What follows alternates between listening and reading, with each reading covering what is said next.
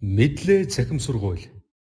Мэдлээ цахим сургууль нь Монгол улсын 21 аймаг 9 дүүргийн 501 сургуулийн 10,000 гаруй сурагчдад 16 хичээлийн сонгон судлах хөтөлбөрийг цахимаар хэрэгжүүлдэг Монголын анхны цахим сургууль юм а.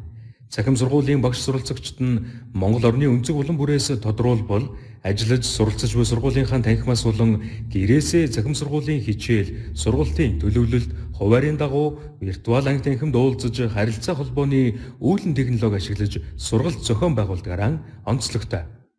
Тус сургуулийн зорилго нь ерөнхий боловсролын сургуулийн агшгангийн сонгон судлах хичээлийг хэрэгцээ сонирхолтой тулгуурлан судлах нөхцөл нь бүрдээгүй сурагчдад цахим сургалтаар эзэмших тэгш боломжийг бүрдүүлэх юм а.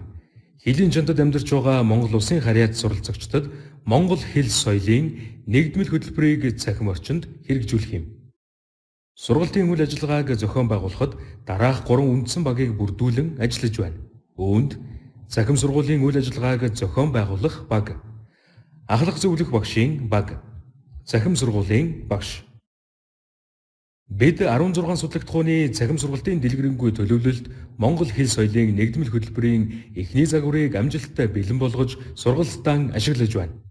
Бид 2022-оос 2023 оны хичээлийн жилд зөвхөн Монгол дахь суралцагчдад сонгон судлах хөтөлбөрийг цахимаар хэрэгжүүлээ зогсохгүй энэ хичээлийн жилд Солонгос улс дахь Монгол сурагчдыг амжилттай хамруулад байна. Мэдлээ цахим сургууль.